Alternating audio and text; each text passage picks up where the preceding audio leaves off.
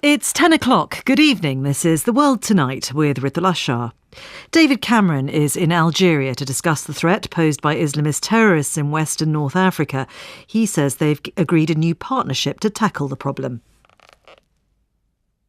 Algerian forces are capable, but I'm sure they can always receive assistance of a high-tech sort, satellite photography, drone surveillance, that sort of thing. We hear from a former British ambassador to Algeria. First, the BBC News is read by Cathy Clugston.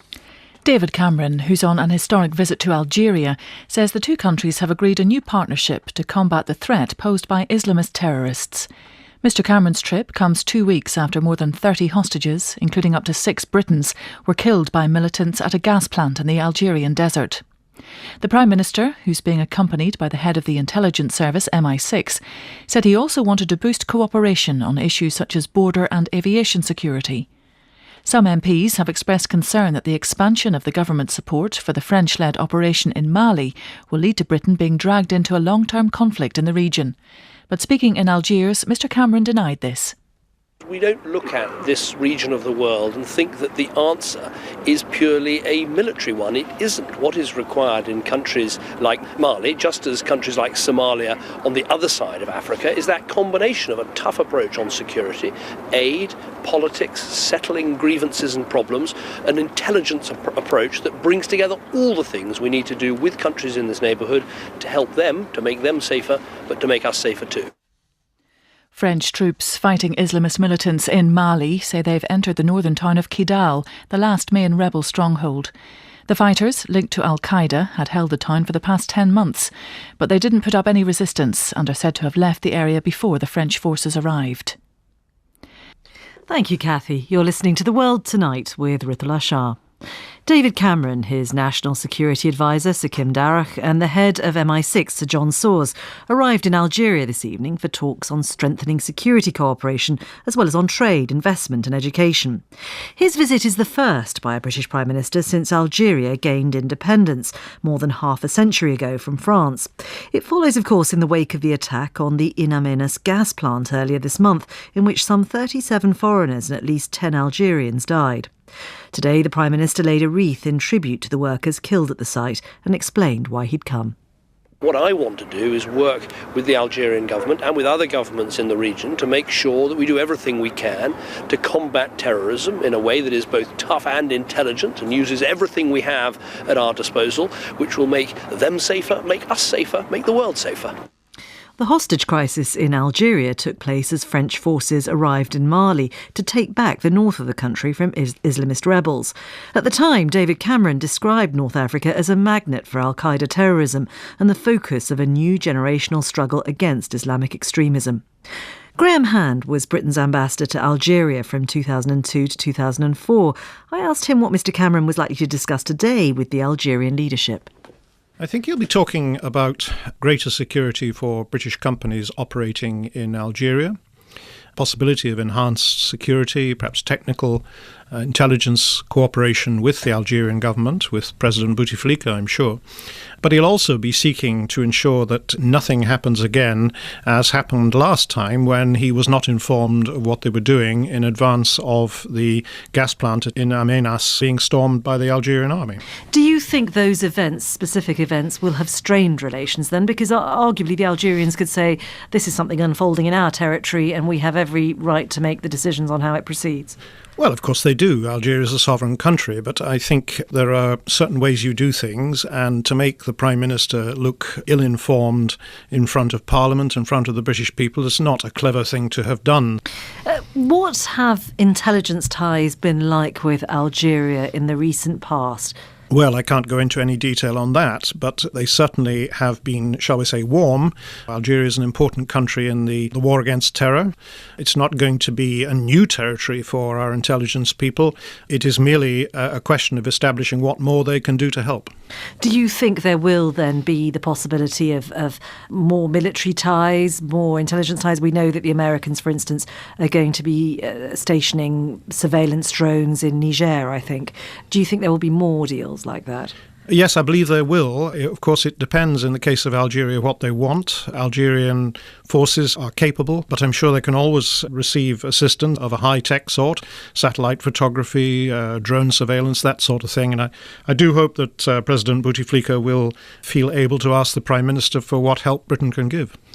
How easy is it to deal with the current Algerian government?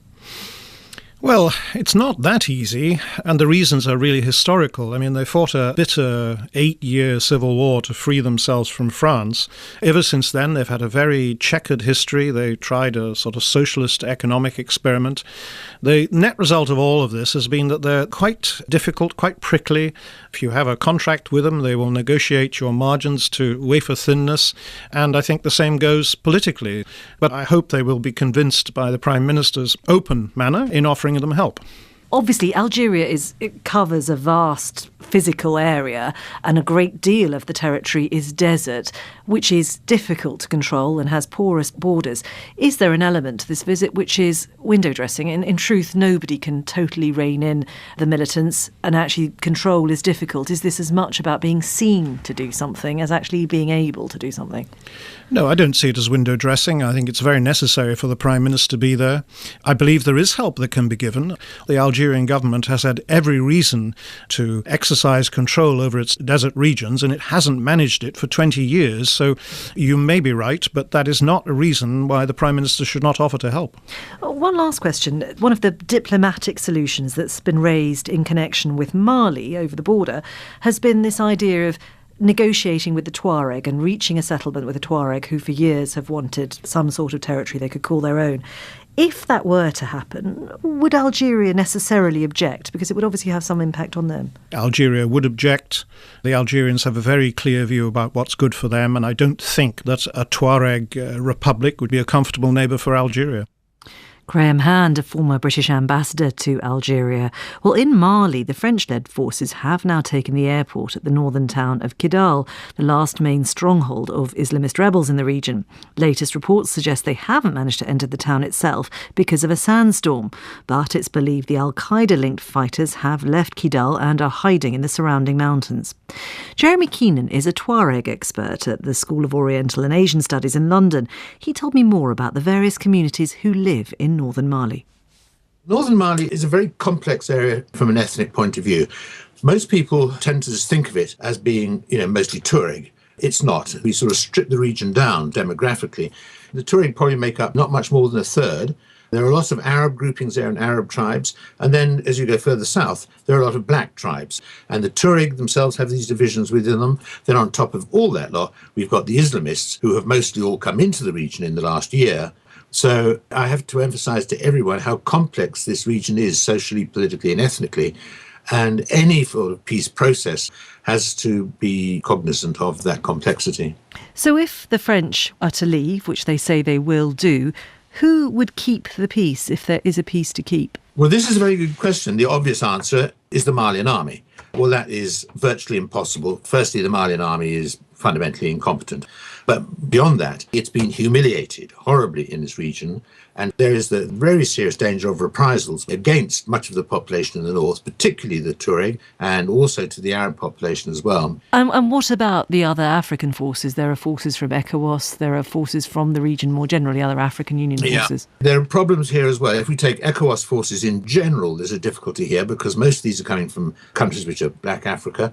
There is quite a lot of racial tension, particularly between the Tuareg and Arab groups and blacks to the south. So to have a black army coming in could cause problems along those sort of lines. Also, the MNLA, the Tuareg fighters, are going to resent that. They're going to say, look, we fought for independence. We're the army. We're now supporting the French and the state. Why do we need outside people? I cannot actually see a simple solution to who would replace the French as peacekeepers. Certainly can't be Algeria from the north. They're totally unacceptable to the local population because they believe that Algeria has been behind many of their problems. Mauritania certainly wouldn't. Libya hasn't got any army of any consequence at the moment. Morocco, far too far away. Again, you're looking back to France, and France is not going to want to hang around here for long. And longer term, is there any possibility of some sort of autonomous region emerging? I think this is the only solution. There has to be. The question is how much autonomy. It would involve redrawing the map of the region. At the moment, it consists of 3 provinces. They're all huge geographically. That rather sets up barriers of fear of the ethnic groups, Tuareg against Arab, Arab and Tuareg against black. One way of reducing that problem is to break up those few regions and create probably at least 2 more provinces. That would mean there'll be more local administration, more flexibility, less confrontation between the ethnic groups and the historical lack of trust or whatever between them.